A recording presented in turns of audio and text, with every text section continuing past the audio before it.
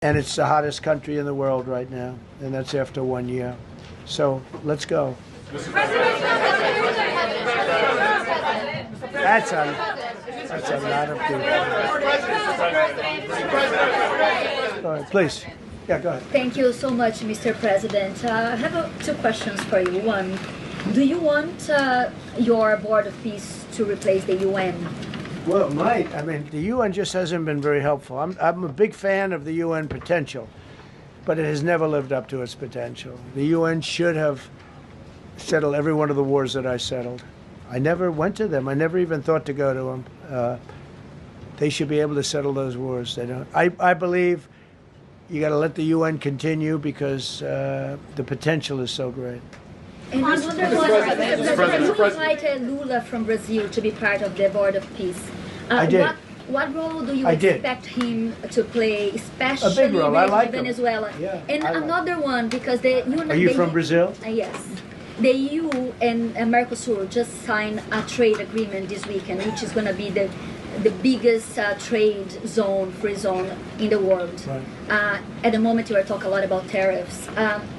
What is your reaction to that? So, two questions, Lula. Well, I just think this. I think we have trade like we've never had before. We're doing better in trade than we ever have before. We're not being ripped off by every country in the world like we were before. We're doing numbers that nobody's ever thought possible. We're the richest we ever were.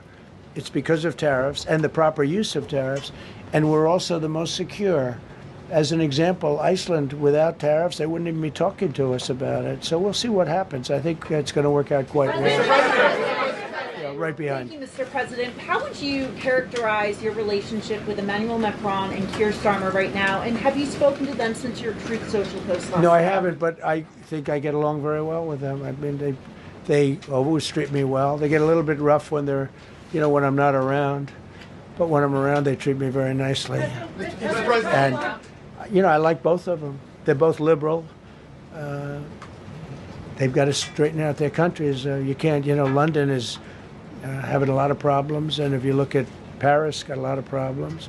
They have two problems, immigration and energy. They got to stop with the windmills, and they got to go back like UK has an unbelievable asset called the North Sea. Norway uses it, makes a fortune. They have a better section of it, and they don't do it. They could straighten out their countries, and it would be good. But I get along very well with them. You told Norway's prime minister. Are you from Norway? No. You look like you would be from Norway. She looks like she's from Norway. Go ahead. You told Norway's prime minister that you not winning the Nobel Peace Prize made you feel less obligated to think purely of peace. Well, I lost a lot of respect for Norway. And I believe very strongly that Norway controls the Nobel Prize. But you have to understand, I settled 8 wars. I've had every one of those wars, every participant wrote, I didn't ask them to do it. They sent in strong they make recommendations for that. But I settled 8 wars. No president's probably ever settled 1 war. I don't know, think of it. I did 8. The reason I do it is because it's easy for me to do. And I didn't do it for a Nobel Prize. I did it because I'm saving a lot of lives. I'm trying to settle the final one. I'm trying to do Russia-Ukraine. And when Russia's ready, Ukraine's not. When Ukraine's ready, Russia's not. But they're losing 25,000 people a month on average.